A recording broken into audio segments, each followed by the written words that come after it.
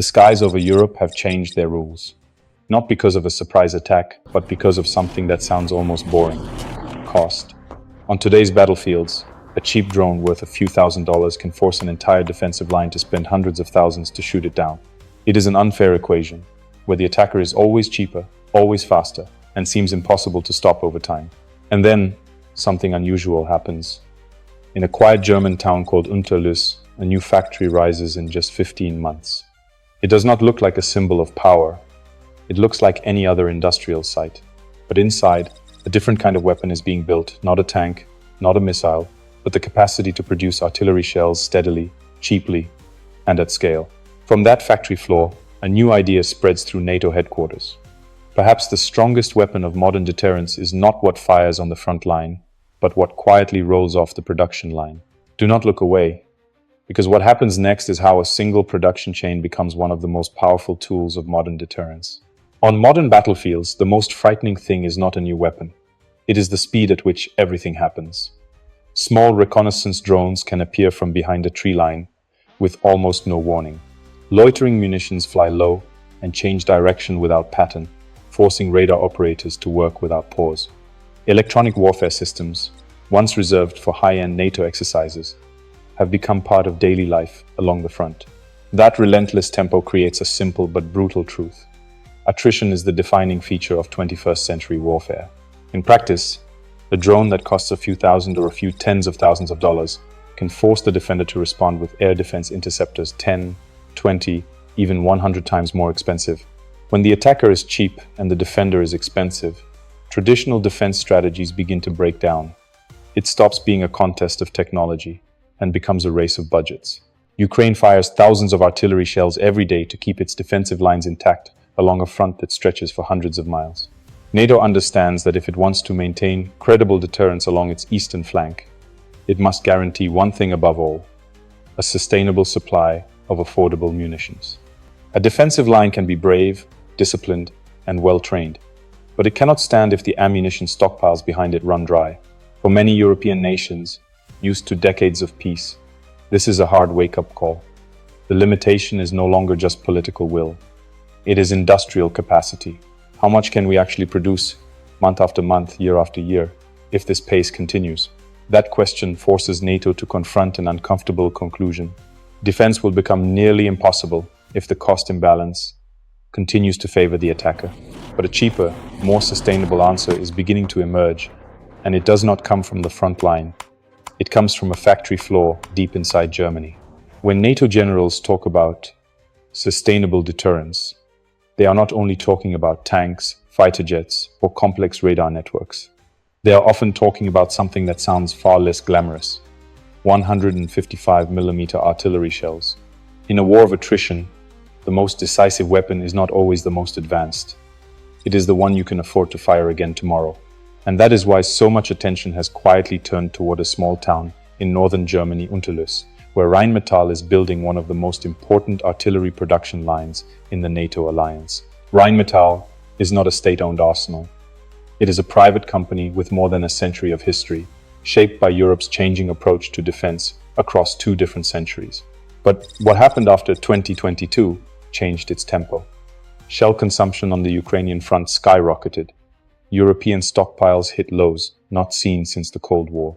An item that once felt like basic logistics suddenly became the hard edge between sustainable defense and strategic exhaustion. In response, Rheinmetall broke with European peacetime habits. It broke ground on a new plant and finished it in about 15 months, a pace industrial experts in Europe openly called extraordinary. The building itself may look modest, but its message is not. Germany has entered a new era of wartime industrial readiness, updated for the 21st century. Highly automated lines, precise sensors, modular processes, and most crucially, the ability to scale when NATO needs more. The design philosophy is simple and ruthless: cheaper, faster, smarter.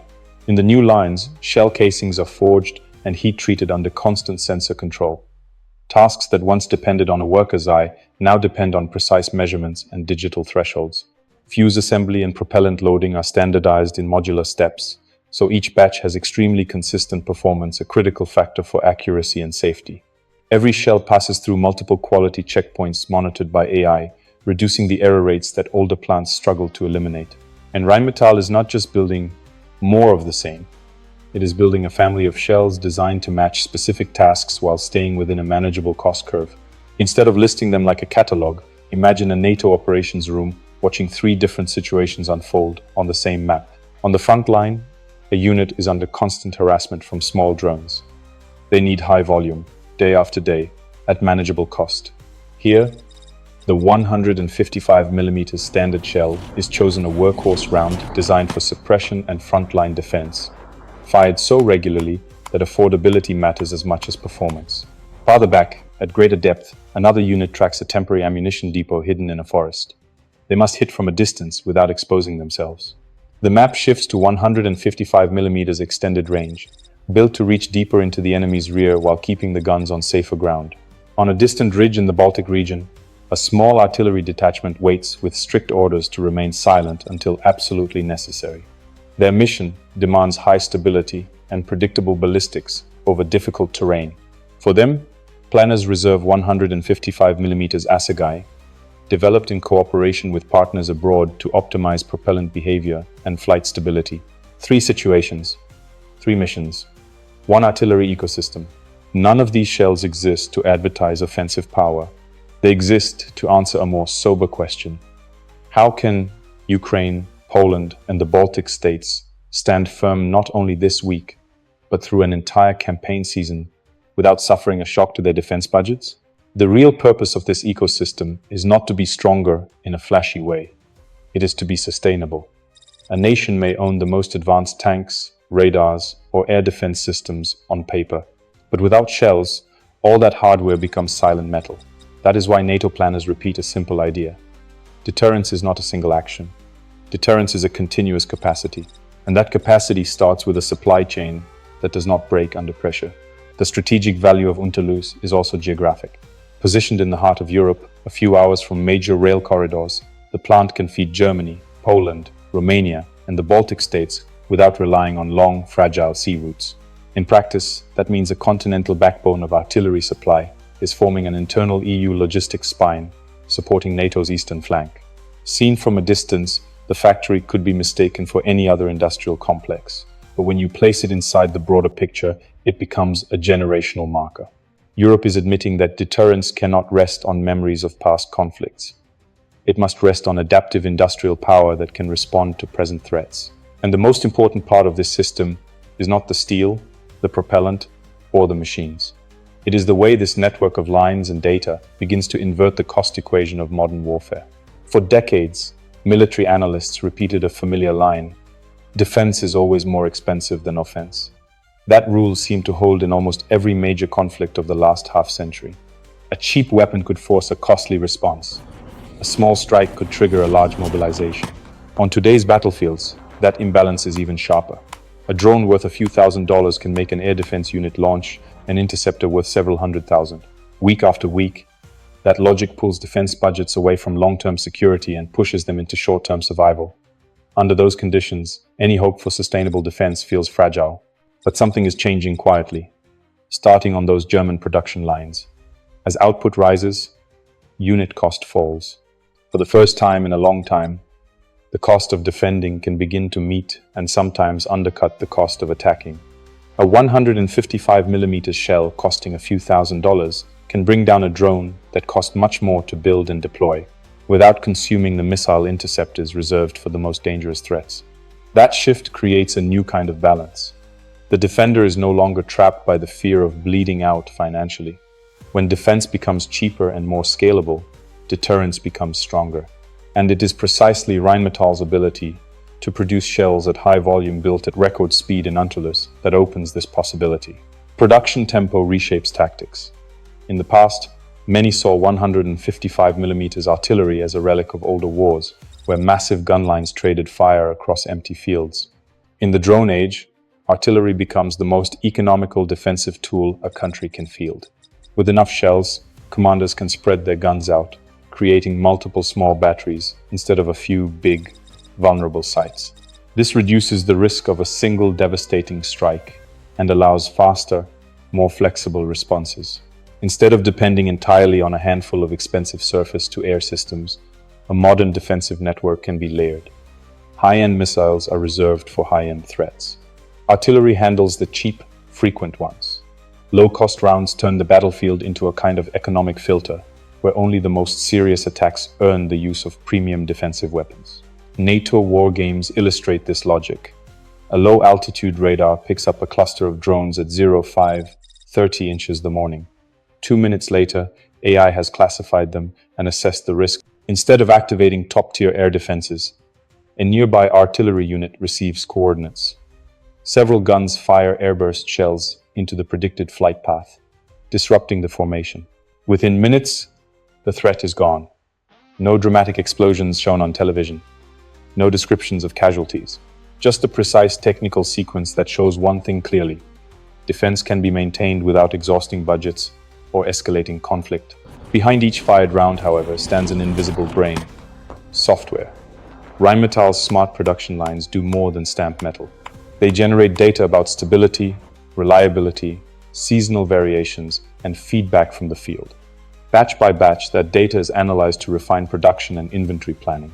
This gives NATO something it has long needed: the ability to plan not just for this week, but for the next 6 months, the next year, and beyond. If a conflict drags on longer than expected, the alliance is not forced into panic. It has a clearer picture of what can be produced, at what cost, and on what timeline. That forecasting power turns into strategic power. No more sudden shocks when stockpiles dip too low. No more forced choices between defending one region or another. When allies can plan their ammunition reserves in advance, they can also send a clear message to any potential adversary. This defense is not only capable, it is enduring. At a deeper level, the shift in economics changes the logic of war planning. When artillery becomes a cheap interception option, attackers must invest more in their drones or overhaul their tactics. Every adjustment they make pushes their own costs upward and erodes the advantage of cheap attack, expensive defense. War, if it ever starts, becomes harder to sustain. That is the heart of smart deterrence. Not threatening more, but making aggression less attractive, less efficient, and less rational. Rheinmetall's shell lines are not as visually impressive as a stealth fighter, nor as headline-grabbing as a new missile shield. Yet they provide something quieter and more fundamental: the ability for NATO to maintain security at a cost the public can live with. In a volatile world, a defensive system that is broad, affordable, and durable is the foundation of stability. But even as the cost equation tilts in favor of defense, another question rises: what are the limits of this system, and where might a clever adversary still find a way through? Every new defensive system comes with the same two questions: what is it built to do, and where does it stop? The new generation of 155mm shells that NATO is relying on is no exception. They are not a universal answer to every threat in the sky. In fact, understanding their limits is essential to using them responsibly. In the reality of drone-age warfare, artillery is especially well suited to 3 main categories of targets. The first is small, low-flying drones, the kind used for reconnaissance or to correct fire. They are cheap, small, and appear so often that traditional air defenses can barely keep up. Airburst shells fired into their airspace create a cloud of lethal fragments, covering a wide area without needing a direct hit. The second category is medium-range attack drones. These fly slower and often must hold a steady speed and altitude to guide themselves. That predictability makes them good candidates for artillery interception, especially when the cost of the shell is far lower than the drone. The third is loitering munitions weapons designed to circle patiently and strike at the right moment. Their relatively stable flight patterns, especially when they search for targets, make them vulnerable to a well-timed barrage from dispersed artillery batteries. The effectiveness of this approach lies in its reaction cycle. From the moment a radar detects a suspicious contact to the moment a gun fires can be just a few minutes. Modern low-altitude sensors, AI-based classification, and secure tactical networks all work together to move information quickly. Once a salvo is fired, the guns can relocate or hide, making them harder to target in return. Yet, every strength comes with a limitation that planners have to respect. Artillery, no matter how modern, is not a universal tool. A 155mm shell cannot reliably stop high-speed cruise missiles, fast jets, or advanced unmanned systems flying at great speed or altitude. Those threats belong to the higher tiers of defense systems built for split-second interceptions. Artillery is the foundation layer in a multi-layered shield, not the entire shield. Environment matters too. Artillery performance depends on weather, terrain, and firing angle. Thick forests, heavy fog, crosswinds, and complex terrain can reduce accuracy or make it harder to predict where the fragments will be most effective. Some very small drones may skim along slopes or rooftops, using the ground itself as partial cover against airburst shells. In those cases, artillery must be paired with other tools, radar, electro-optical sensors, and electronic warfare to build a complete picture. The most serious challenge, however, does not come from physics. It comes from intelligent adversaries. Cheap drones can be equipped with autonomous guidance, making their flight paths harder to anticipate. Attackers can send decoys first, hoping to burn defensive ammunition or reveal artillery positions. They can flood the air with fake signals, creating a storm of noise that confuses radar and AI.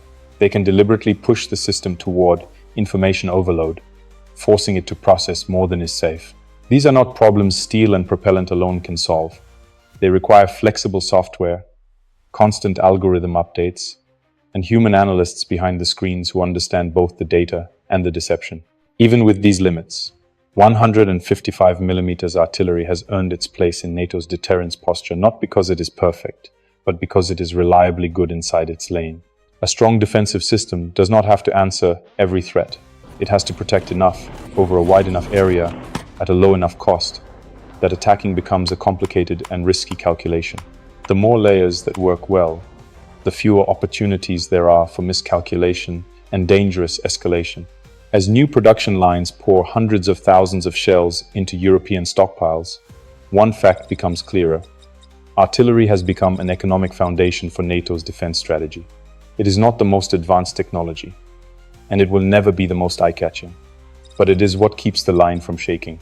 It is what tells the soldier on the ground that their mission does not have to end when the magazine is empty.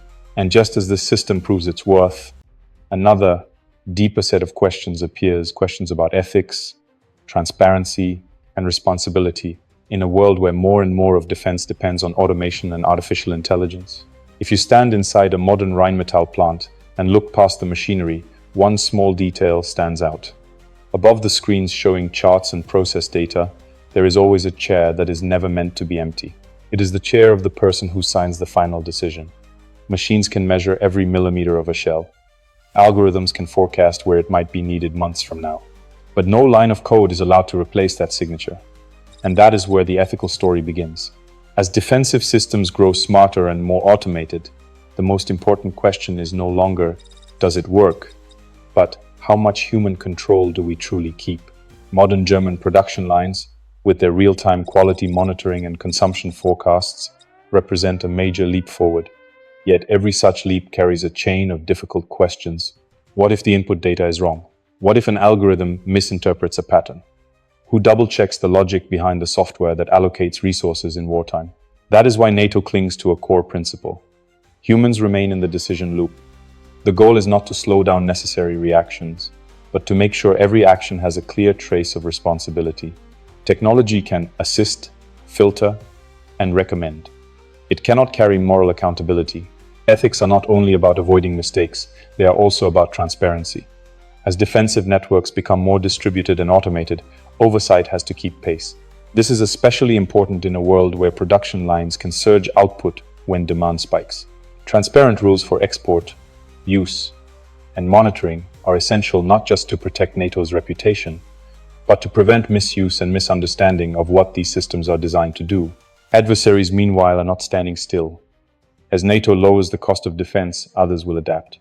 They may design decoy drones with fake signatures, launch deliberate jamming storms to blind sensors, or try to overload data networks so that human operators cannot see clearly.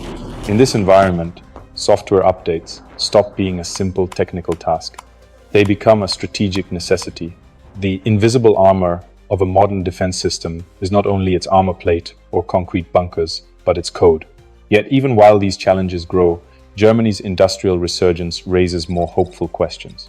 If Europe can maintain strong defensive production, does that reduce the risk of miscalculation? If frontline countries feel that their defenses are sustainable, are they less likely to react in panic? Many NATO policymakers are quietly wrestling with these questions as they design security strategies for the next decade.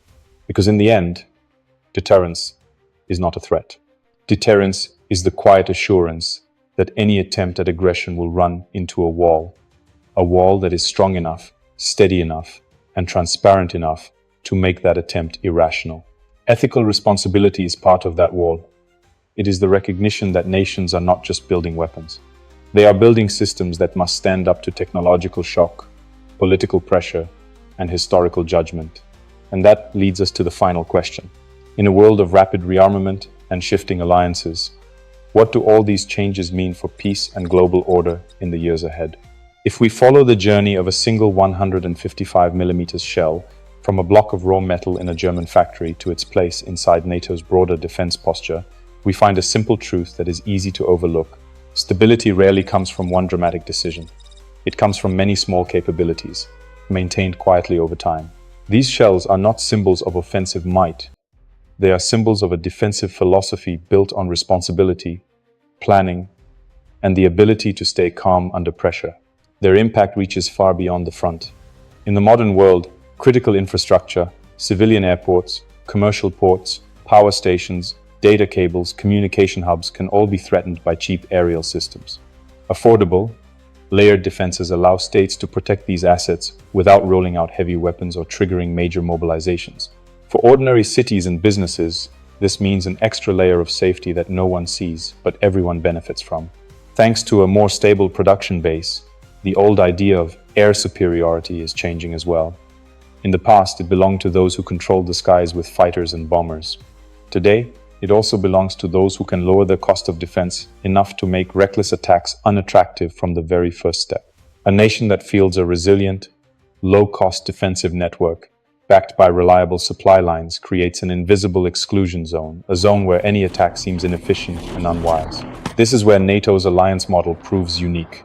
No single country is expected to build everything alone. German industrial capacity, American stockpiles, British sensors, Norwegian radars, Polish software and analysis. Each piece connects into a network far more valuable than the sum of its parts. When the cost of defense is shared, when production is diversified, and when information flows smoothly, deterrence becomes a collective strength rather than a solitary burden. The future of defense industry is moving in that direction.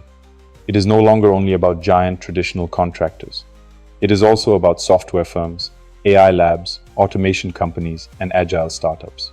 That diversity makes supply chains more flexible and innovation faster, helping democracies adapt to threats that did not even exist a few years ago. In this age, a smart algorithm can be as important as a hardware upgrade, and a well-designed production line can be as strategic as a new weapon system. One principle, however, does not change. Defense has meaning only if it points toward peace. No responsible nation builds these capabilities to provoke conflict. They build them to keep events from spinning out of control. When the cost of defense falls below the cost of attack, when deterrence becomes sustainable instead of exhausting, when countries can protect themselves without constant escalation, the space for calm decision-making grows. Technology cannot erase the possibility of war, but it can make war harder to start and harder to justify. A strong, transparent, ethically governed defensive system sends a clear message. Power is not here to create chaos. Power is here to prevent chaos before it begins. If you would like to continue this journey, we can next explore how systems like Europe's Sky Shield and long-range interceptors, such as Arrow 3, fit into this new defensive architecture, or how artificial intelligence is reshaping distributed air defense across the alliance. Because in today's world, understanding what protects us is one of the most important ways we protect our future.